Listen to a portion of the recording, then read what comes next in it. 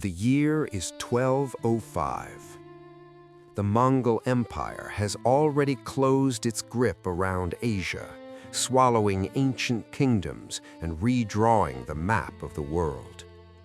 The man who went down in history as the Earthshaker, the very ruler who, without a moment's hesitation, turned ancient capitals to ash and wiped defiant tribes from the face of the earth, sits in his felt tent. Tears are streaming down his cheeks. Before the lord of half the world stands his worst enemy, shackled in heavy iron chains.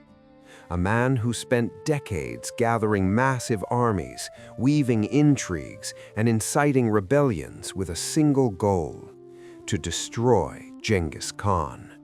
The logic of steppe warfare dictates an obvious finale. The prisoner must be thrown under the hooves of war horses or have his spine broken before a cheering crowd. But the unthinkable happens. Instead of declaring a death sentence, the Great Khan offers his shackled enemy half the world. The conqueror begs his rival to stay with him, promising that they will once again become two shafts of the same cart. The prisoner, in response, merely smirks. He cold-bloodedly turns down the greatest empire in human history and asks to be killed. Why did the most ruthless dictator of his era beg his bitterest rival to live? What secret did this iron-bound aristocrat harbor? And for what reason would his execution turn into the most careful, paradoxical, and bloodless murder in the brutal chronicles of the Mongol state? In the previous episode, we saw how the forest chieftain Toktoya Beki stole young Temujin's wife, triggering the mechanism of a bloody vendetta. We have already lived through the stories of the four dogs of war, the cold strategist Subutai, the elusive Jebe, the furious Kublai, and Jelme, who was ready to drink poisoned blood. They acted as Genghis Khan's steel blade, an unbreakable shield. However, all of them voluntarily accepted the role of servants to their master. Today, a figure of a completely different magnitude steps onto the stage, one who considered himself equal to the Khan.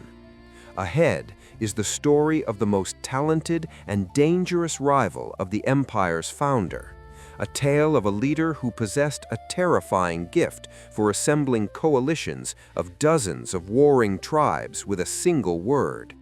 We are about to step onto a battlefield where steppe traditions gave way to unprecedented cruelty, and captured princes were boiled alive in 70 massive cauldrons. Right before your eyes, ancient shamans will attempt to control the weather, unleashing ice storms upon enemy formations.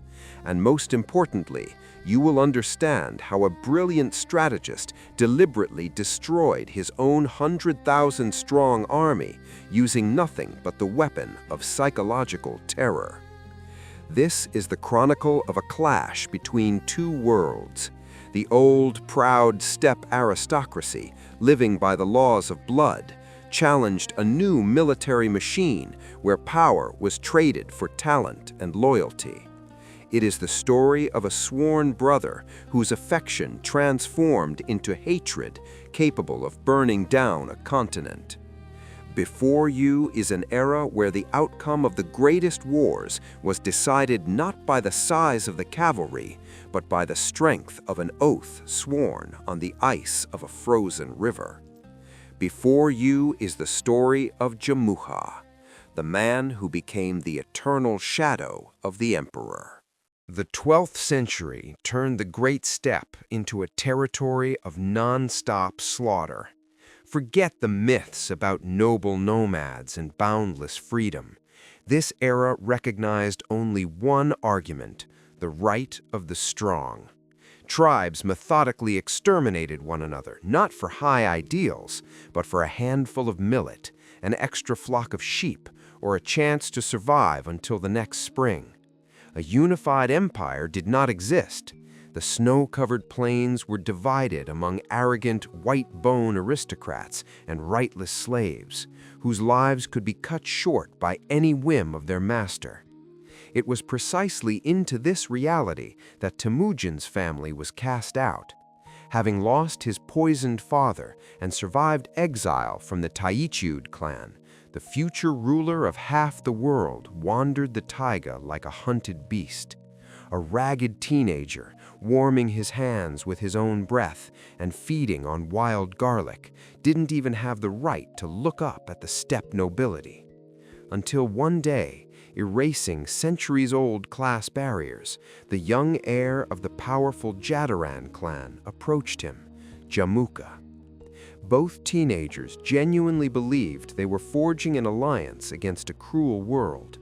In reality, they were laying the foundation for the most destructive civil war in the continent's history. Childhood oaths, uttered over frozen water, would decades later turn into the crunch of breaking spines. The ice of the Onon River witnessed the first ritual. Dressed in expensive furs, 11-year-old Jamukha handed the freezing Temujin a knucklebone from the leg of a roe deer. In return, the son of the exile gave up the only valuable thing clutched in his numb fingers, a brass knucklebone. Thus, they uttered the sacred word for the first time, Anda, blood brother. Months later, the rite was repeated. Making their way through the taiga thickets, the young Jadaran gave his friend a whistling arrow. Its horn tip sang fiercely in flight, and Temujin returned the favor by giving an arrow with a heavy cypress shaft. Years later, having grown into men and survived their first battles, they would seal their alliance for a third time.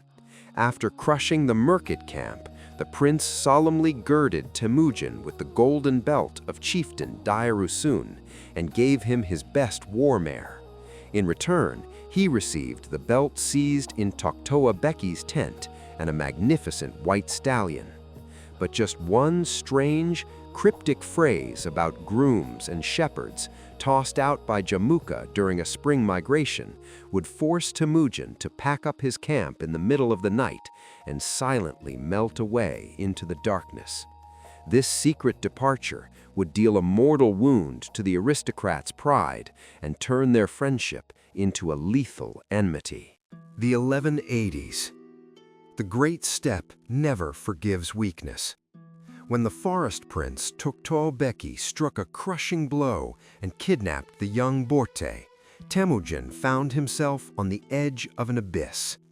Having lost his wife and the remnants of his influence, the exile went to the only person capable of turning the situation around, to his sworn blood brother.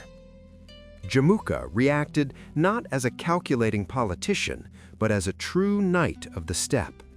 The aristocrat raised a colossal army, 20,000 riders clad in leather and metal.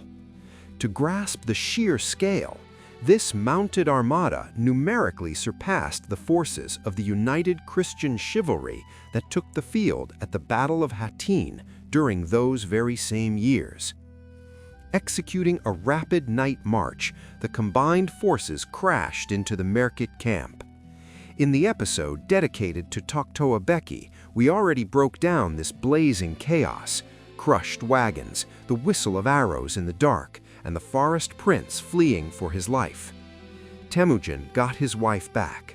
The blood brothers secured a brilliant victory, which by all logic guaranteed their unbreakable alliance. The allies merged their kurens, their mobile camps, forming a gigantic nomadic city. For a year and a half, they shared pastures, loot, and even slept under the same blanket, demonstrating a monolithic unity to the surrounding tribes. A logical question arises: why did this perfect alliance crack? The problem lay in a fundamental clash of ideologies. Jamukha, a representative of the ancient Jadaran lineage, thought in terms of the white bone. He believed that only the nobility had the right to rule, and commoners were destined to obediently carry out orders. By taking Temujin under his wing, the prince expected to gain a compliant vassal, eternally grateful for the salvation of his family. The reality, however, turned out to be completely different. Temujin was shattering centuries-old foundations right inside their joint camp. He kept talented shepherds, crack archers, and resilient blacksmiths close to him, valuing their personal loyalty above the purity of their bloodlines.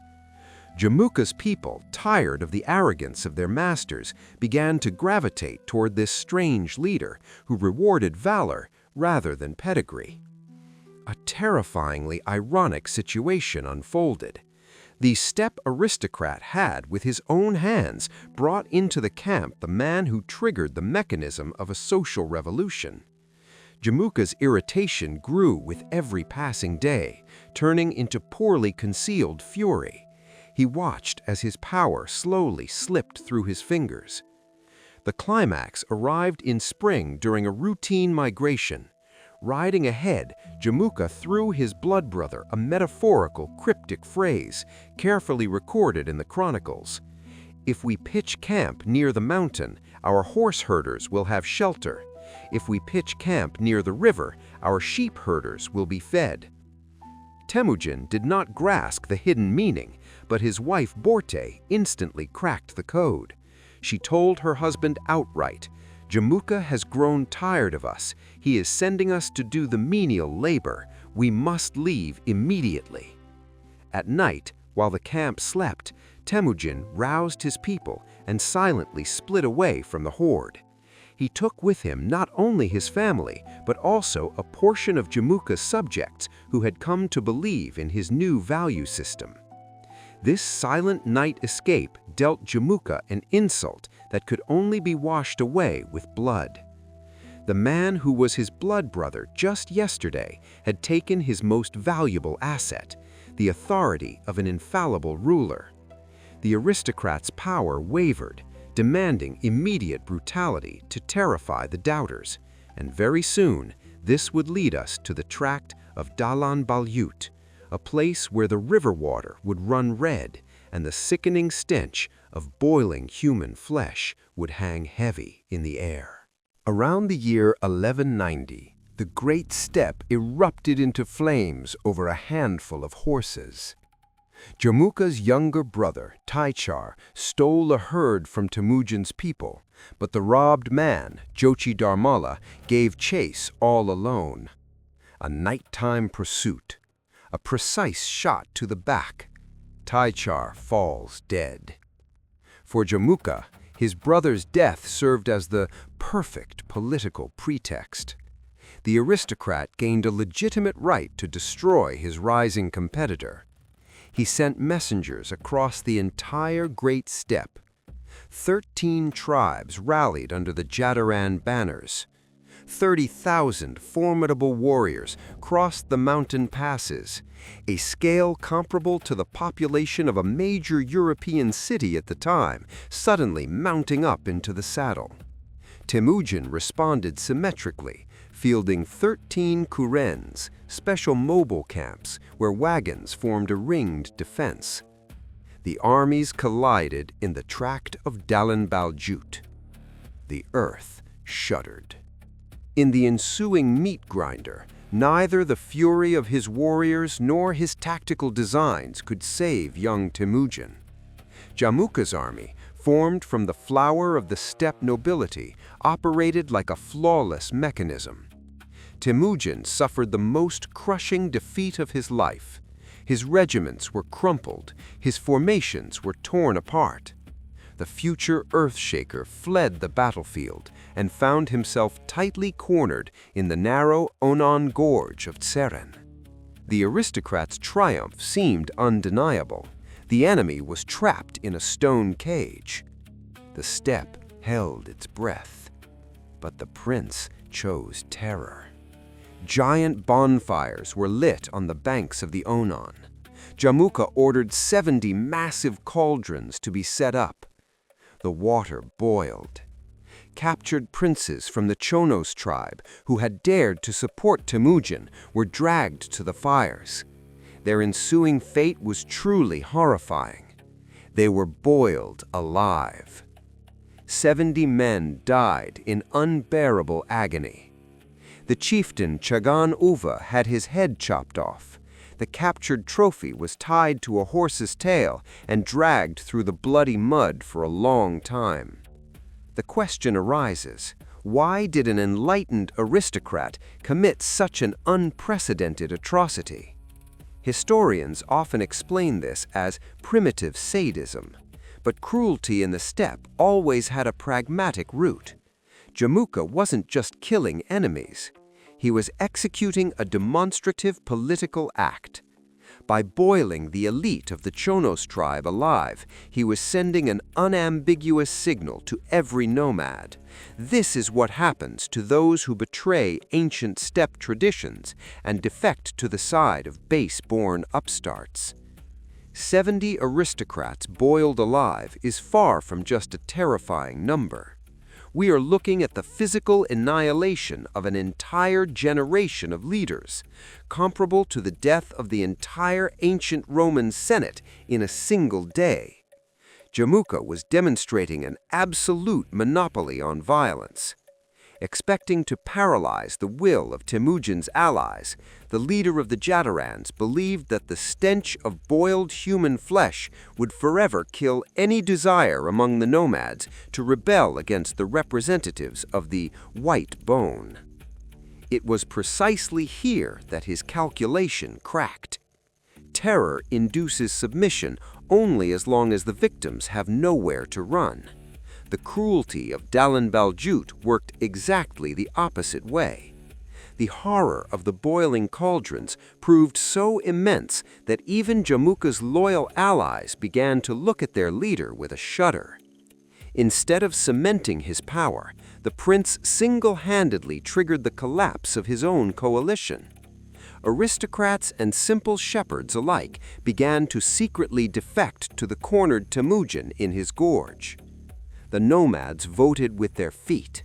The laws of blood gave way to the search for justice. And the defeat paradoxically only strengthened the future Genghis Khan. Jamukha won the battle, but irrevocably lost the war for minds. Left without support, the proud prince would resort to the darkest forces. How will this brilliant tactician try to reclaim his slipping power? Why will ancient steppe magic turn against him, and the ice storm summoned by shamans destroy his new armies? The year 1201. The brutality at Dalan-Baljut brought Jamukha a tactical victory, but resulted in a strategic catastrophe. Total terror alienated the nomads. Warriors seeking justice began a mass exodus to the defeated Temujin, whose power was built on personal loyalty rather than the right of birth. The old steppe aristocracy realized the looming threat.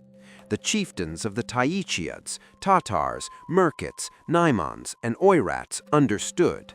If the leader of outcasts grew stronger, their centuries-old privileges would come to an end. In the autumn of 1201, they gathered on the banks of the Onon River to hold a shadow Kurultai. The steppe elite placed their bets on the only man capable of stopping Temujin's social revolution, on Jamukha. The coronation ritual was accompanied by ancient primal cruelty. The conspirators did not limit themselves to a formal exchange of oaths. They cleaved a live stallion and a mare with their swords, sealing the military alliance with the blood of sacrificial animals. On this grim foundation, the leader of the Jadarans proclaimed himself Gur-Khan, the Khan of all Khans. Assuming such a formidable title posed a direct challenge to the entire world order. Upon learning of the formation of this giant coalition, Temujin called upon his ally, the Karaite Togrul Khan, for help. The two armies clashed in the tract of Khoiten. The complex terrain hindered cavalry maneuvers. The troops struck their blows while heavily climbing steep slopes and rolling into the valleys. The forces were evenly matched, and the outcome of the campaign hung on unpredictable chance. It was then that the Gur-Khan's allies turned to a power that transcended military tactics. In the ancient magic of the nomads was brought into play. The Naiman Khan and the Oirat chieftain Kutuka Beki attempted to subjugate the elements. The shamans used sacred yada stones, magical artifacts capable, according to the beliefs of Turkic and Mongol tribes, of summoning precipitation and ice storms at any time of the year. The priests began their ritual chanting, expecting to bring down a wall of rain and snow upon Temujin's ranks. The calculation was based on physiological shock, to freeze the enemy, blind his soldiers, and completely deprive them of mobility. The foul weather indeed descended upon the battlefield. However, the volatile geography of the mountain tract intervened. The storm suddenly reversed direction. An icy downpour and hurricane-force winds slammed straight into the face of Jamukha's own army. What was planned as an absolute tactical advantage turned into a disaster. Blind panic broke out in the ranks of the elite coalition. Horses slipped on the sodden clay, and warriors plummeted into deep ravines. Frozen and blinded soldiers trampled each other. Mystical terror paralyzed the aristocrats. The chieftains cried out in despair that they had angered the heavens themselves. The massive army of the Gur-Khan, unable to withstand the blow of the elements and superstitious fear, crumbled into pieces. If you think about why such a formidable alliance collapsed from a simple change in the wind, the answer lies in the motivation of its participants. Jamukha had gathered under his banners not loyal, like-minded men, but people united exclusively by their fear of Temujin's new meritocracy. Their alliance rested on ancient superstitions and tribal pride, entirely devoid of iron discipline. As soon as the magical plan failed, the trust in the new-minted Gur-Khan evaporated instantly. The finale was humiliating.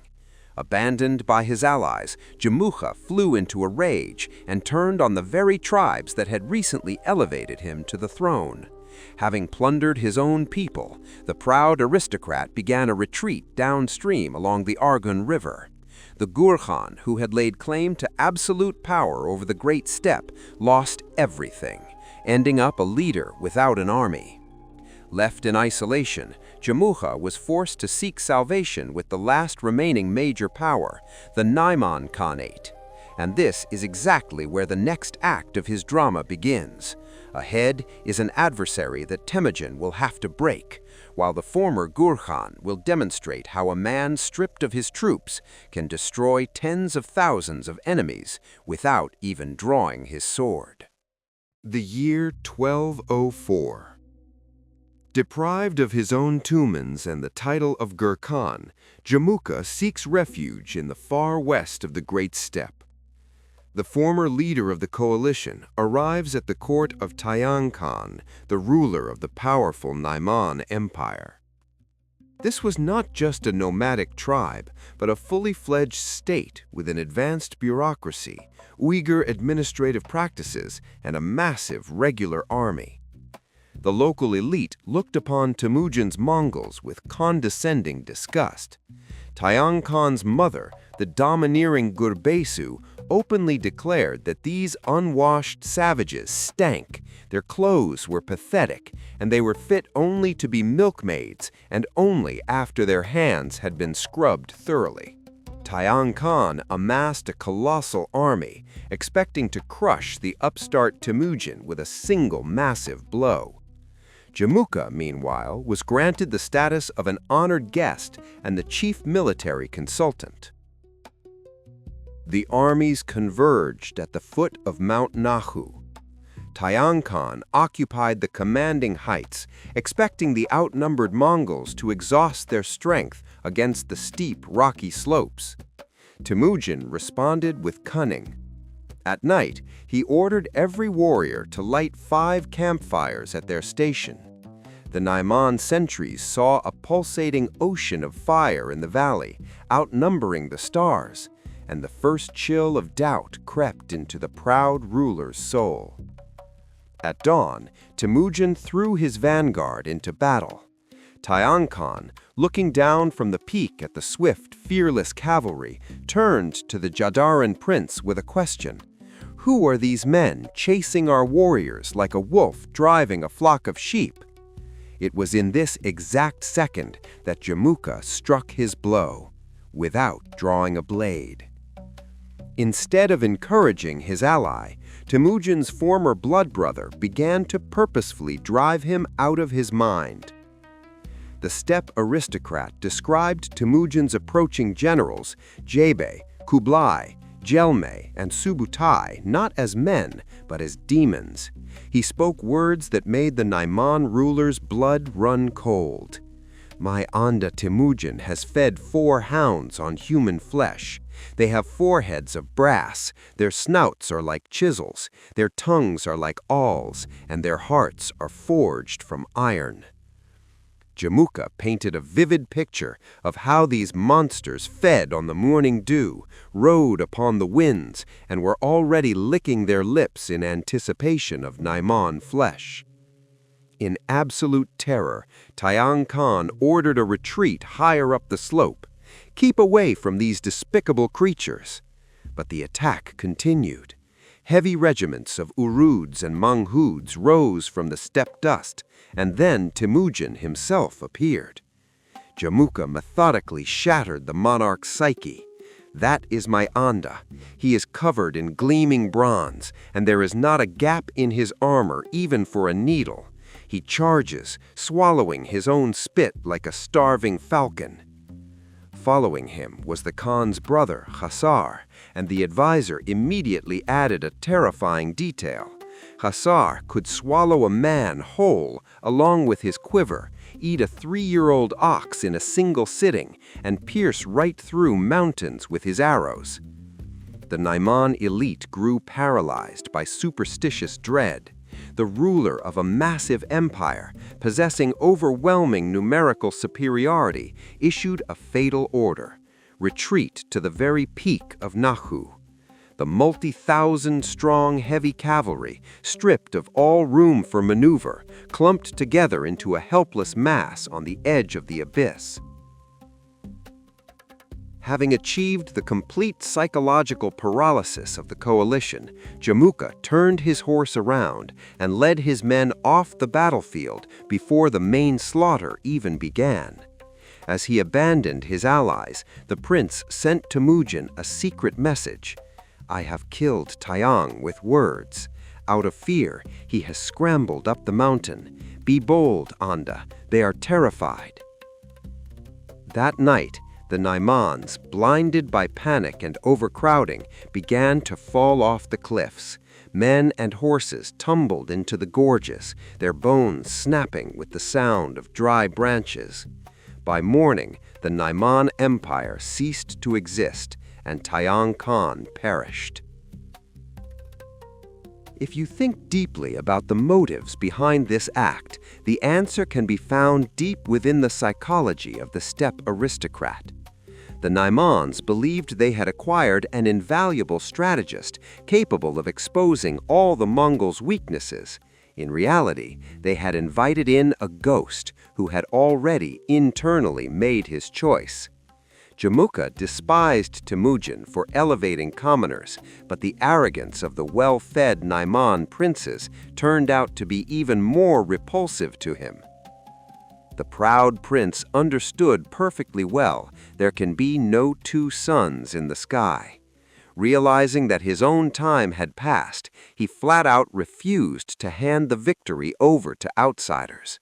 Jamukha single-handedly cleared the path for his great rival, proving that a precisely chosen word can destroy a 100,000-strong army more surely than an iron arrow. Leaving mountains of corpses behind him, the brilliant tactician went into exile. The man who had once commanded 13 tribes vanished into the deep taiga, accompanied by his last 5 nokers, his last bodyguards.